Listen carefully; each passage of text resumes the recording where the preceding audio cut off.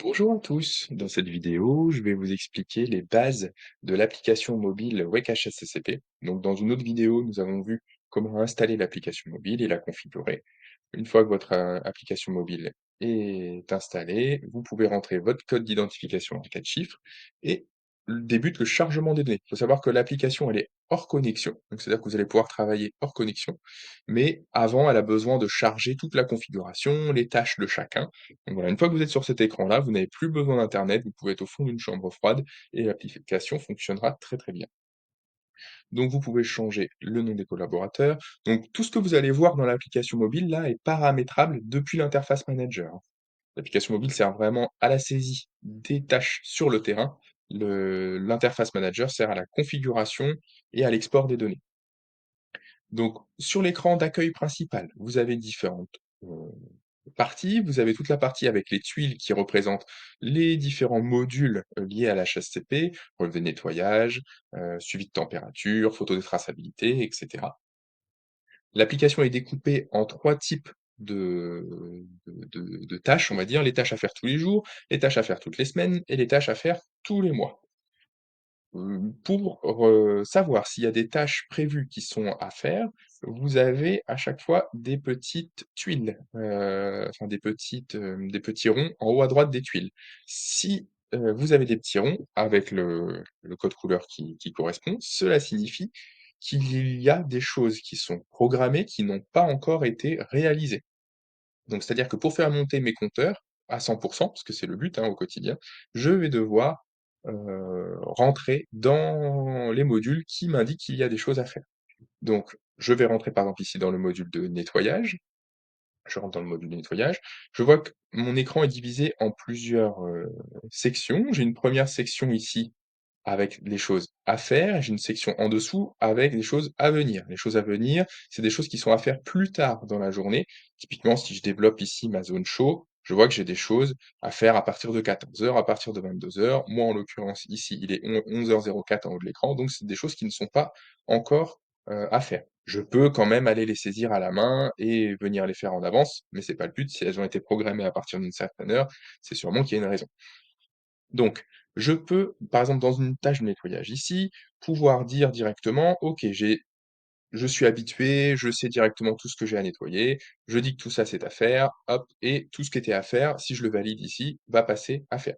Je peux aller dire: «En fait, finalement, j'ai fait tout ce qui était à faire», par exemple, dans mes vestiaires, ou je peux carrément aller développer les vestiaires ici et dire: «Bah, OK, j'ai fait uniquement les douches et les miroirs et les lits». Donc là, c'est vraiment quelque chose qui nous permet d'aller plus ou moins vite au niveau de la saisie, en fonction de ce que vous avez l'habitude de faire ou pas et on peut même rentrer si on veut. Donc ça, c'est vraiment quand j'appuie sur la partie droite ici, je sélectionne directement les petites flèches. Si j'ai envie, par exemple, d'ajouter des photos spécifiques pour des tâches, je peux très bien rentrer ici sur les douches et venir, appuyer sur l'icône de photo ici pour venir lier des photos spécifiquement à cette tâche. Donc, je vois ici que sur la partie en haut également, j'ai des, filtres du coup qui me permettent d'aller sélectionner, par exemple, je vais tout enlever ici, je vais dire: «OK, je veux uniquement tout ce qui concerne la réserve». Donc ça permet de faire un tri très rapide en fonction de votre organisation. Encore une fois, tous les icônes que vous voyez là, les couleurs, tout ça c'est paramétrable depuis l'interface manager. Donc mettons ici que, je vais faire mes 6 tâches de la réserve et mes 4 tâches de la salle. Donc je valide mes 10 nettoyages, le compteur est monté, le compteur quotidien ici est monté, en fonction.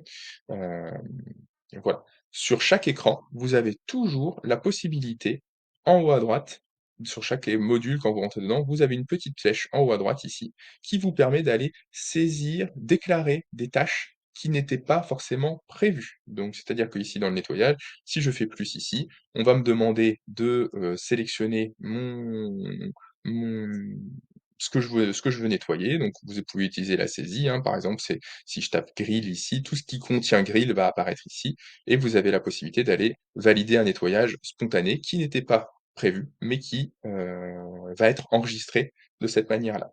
Vous avez donc les tâches à venir et à partir du moment où vous avez des tâches, heu, faites, et bien, à ce moment-là, tout en bas, vous avez l'historique de tout ce qui a été fait aujourd'hui. Je vois que j'ai bien mes 6 tâches tout à l'heure de la réserve, du coup, que j'ai validées et j'ai bien, l'historique de ma salle, plus la tâche de ma cuisine que j'ai déclarée spontanément sur mon grill. Donc ça, cette organisation, vous allez la retrouver à peu près dans tous les écrans.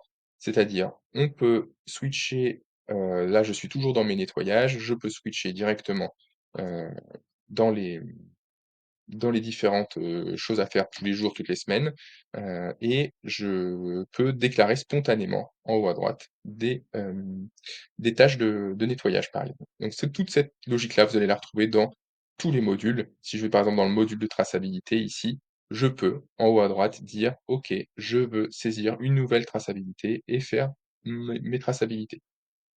Tout en haut au milieu, vous avez la possibilité de passer d'un collaborateur à un autre.